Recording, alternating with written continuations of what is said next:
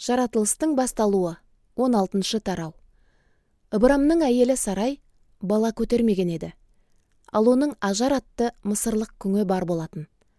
Сонда Сарай күйеуіне: «Жаратқан ие маған ана болуды сыйламаған екен.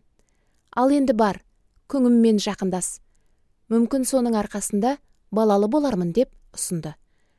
Ыбырам бұған көніп, Сарай оған мысырлық күңі Ажарды қосты. Бұл Ыбырамның Қанахан жерінде тұрғанына 10 жыл болған кездеді. Ыбырам Ажармен жақындасып, оның бойына бала бітті.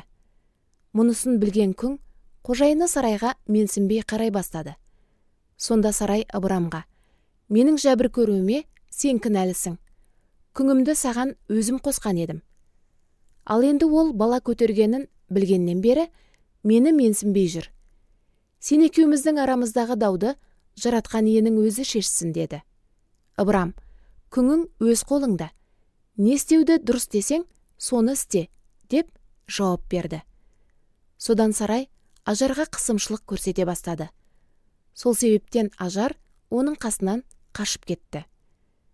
Жаратқан иенің періштесі Ажарды ен даладағы бір су көзінің қасынан, Шурға баратын жолдағы құдық басынан тауып алды. Періште оған тіл қатып: «Сарайдың күңі Ажар, қайдан келе жатырсың? Қайда бет алдың?» деп сұрады. Ол: «Мен қожайыным Сарайдан қашып келе жатырмын» деген жауап берді. Жаратқан иенің періштесі оған: «Сен қожайын әйеліңе қайтып бар, оның айтқанына көн» деді.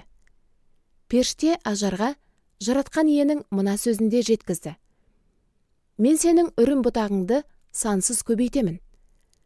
Жаратқан иенің періштесі сөзін әрі қарай жалғастырып, оған былай деді: «Сен жүктісің, ұл туасың, оның атын Ысмағұл, Құдай құлақ асады деп қоясың. Өйткені жаратқан ие сенің зарыңа құлақ асты. Ысмағұл асау құландай еркін кезіп жүретін адам болады. Ол бәріне қарсы, бәрі де оған қарсы күреседі. Осылай ол барлық ағайындарымен жауласып өмір сүретін болады». Ажар өзіне тіл қатқан жаратқан иені маған көз қырын салатын Құдайсың деп атады.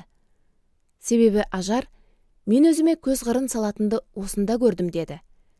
Сондықтан бұл құдық қамқоршым тірі Құдай деп аталады. Ол Қадеш пен Береттің арасында орналасқан. Қайтып келгеннен кейін Ажар Ыбырамға ұл туып, Ыбырам оған Ысмағұл деп ат қойды. Сол кезде Ыбырам 86-да еді.